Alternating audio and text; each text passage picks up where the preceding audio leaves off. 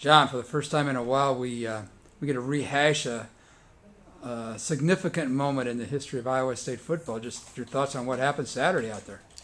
It was tremendous performance. A real credit to the coaching staff to find a way, and to the players, to find a way to believe that you can do something like that when you've taken two losses like they had taken prior to that. I just think it says an awful lot about everybody involved with the program that they still believe they could do that.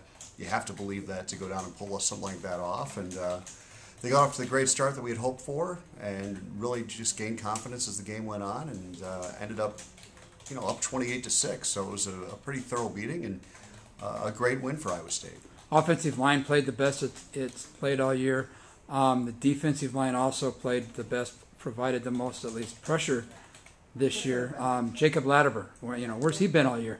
I think the play of the defensive line was the biggest surprise in that game, because all of a sudden there was pressure coming from every direction, and Jacob Latimer ended up getting credit for 2 sacks, and he played a great game.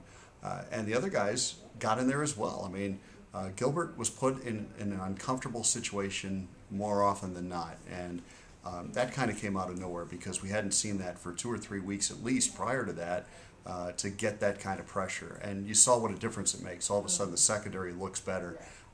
Everything looks better when there's pressure up front. And now Kansas, 2-5 coming in. I doubt if there'll be any overconfidence, but this is definitely a Kansas team in transition. Iowa State doesn't have to look any further than last weekend as the example of why you shouldn't be overconfident. All they have to do is look at their opponent from last weekend. Texas Coach Mac Brown says they got fat and happy, and obviously Iowa State can't afford to do that, and they don't have to look very far to find an example of what can happen when a team comes in really ready to play. And Iowa State has so much riding on this game. They have a chance now to move within one victory of bowl eligibility. I doubt that anybody will let up right now.